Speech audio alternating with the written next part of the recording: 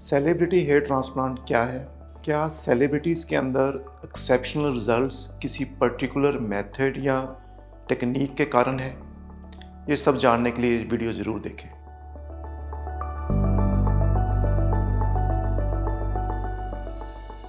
I am doctor BK Garg, plastic and cosmetic surgeon practising in New Delhi and Gurugram. मैं पिछले 15 साल से हेयर ट्रांसप्लांट सर्जरी परफॉर्म कर रहा हूँ और बहुत सारी सर्जरी कर चुका हूँ। 5000 से ज़्यादा सर्जरी मैंने FUE टेक्निक से परफॉर्म की है। अपनी कंसल्टेशन के ड्यूरिंग मैंने फ्रीक्वेंटली देखा है कि आप ये जानना चाहते हैं कि सर सेलिब्रिटीज़ के अंदर एक्सेप्शनल रिजल्ट कैसे आता है, वो क्या मेथड यूज़ करते हैं या उनको कुछ ऐसे टेक्निक्स या मेथड्स की अवेलेबिलिटी है जो एक आम आदमी के लिए नहीं है।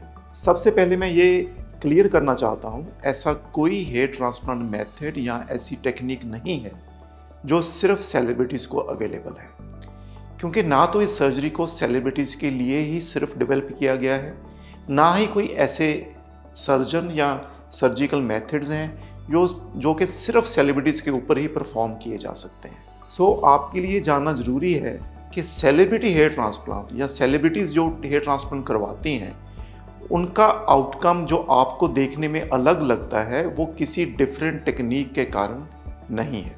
आइए अब जानते हैं कि सेलिब्रिटीज़ के अंदर और एक आम आदमी के लिए हेयर ट्रांसप्लांट की तरफ अप्रोच में डिफरेंस क्या रहता है।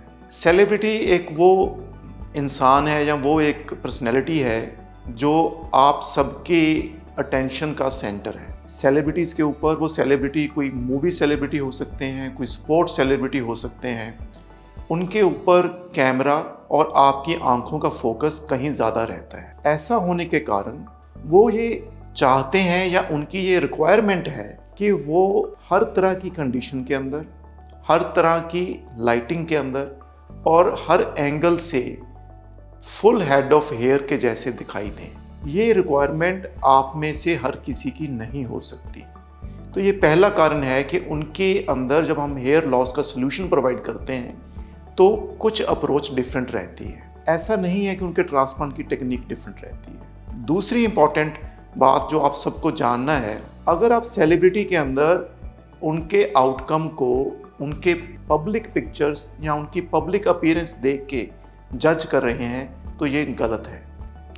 सेलिब्रिटीज़ की तरफ एक आम आदमी का एक्सेस या पहुंच बड़ी लिमिटेड होती है। आप कभी भी पास से जाके ये देख नहीं पाएंगे कि सेलिब्रिटी के अंदर जो फुल हेड ऑफ हेयर दिखाई दे रहा है वो किस चीज़ का आउटकम है, सिर्फ हेयर ट्रांसप्लांट है या हेयर पीस और हेयर ट्रांसप्लांट है या हेयर पीस है या हेयर फाइबर है या कुछ और भी यूज़ किया जा सकता है। इसलिए हेयर ट्रांसप्लांट का आउटकम एक मूवी सेलिब्रिटी या एक सेलिब्रिटी के अंदर दूर से देख के जज करना गलत है।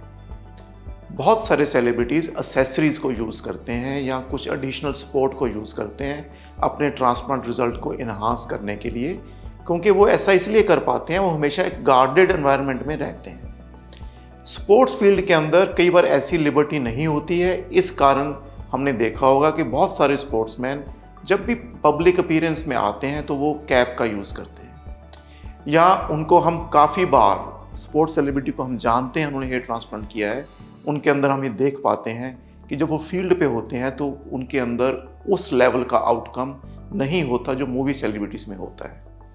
तो आइए जानते हैं कि ट्रांसप्लांट की अप्रोच के अंदर क्या डिफरेंस रहता है। सेलिब्रिटीज़ अगर उनको एडवांस बॉल्डनेस है, ऐसे सिनेरियो में भी वो फुल हेड ऑफ हेयर के साथ दिखाई देते हैं। ये नहीं है कि वो सिर्फ ट्रांसप्लांट का आउटकम है। अगर एडवांस बॉल्डनेस है तो उनके केस में जनरली हम ये कोशिश करते हैं कि फ्रंटल हेयर लाइन को काफ़ी स्ट्रॉन्ग किया जाए।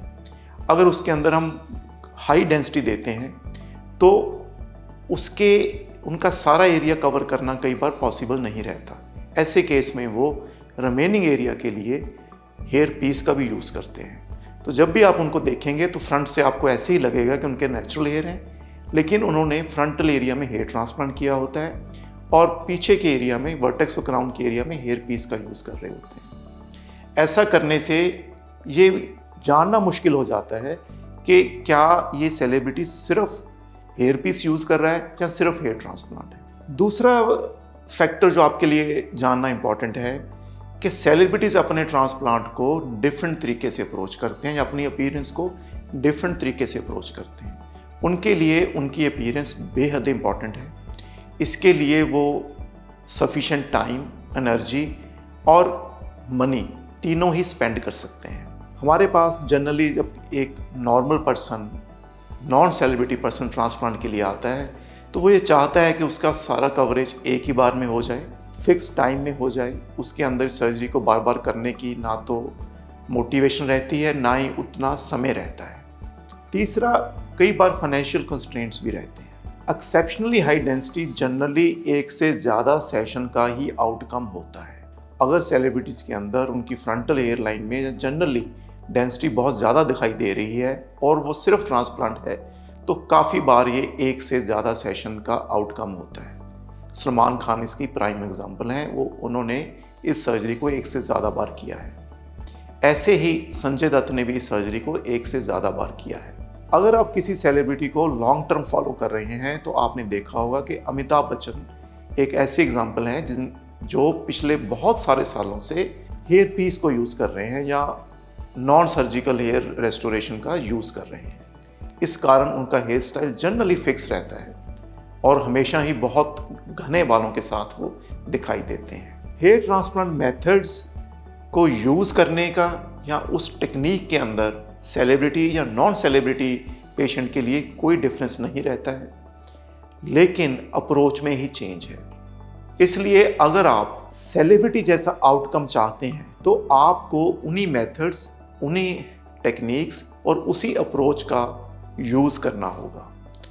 जो रिजल्ट्स या जो अपीयरेंस हेयर लॉस ट्रीटमेंट या हेयर लॉस मैनेजमेंट में सेलिब्रिटीज़ को मिलती है वो आपको भी मिल सकती है। हेयर ट्रांसप्लांट या हेयर लॉस को लेके आपके मन में कोई भी सवाल हो तो प्लीज़ हमसे कॉन्टेक्ट कीजिए। We are available on Facebook, Instagram and YouTube and we'll be very happy to help you. Thank you very much.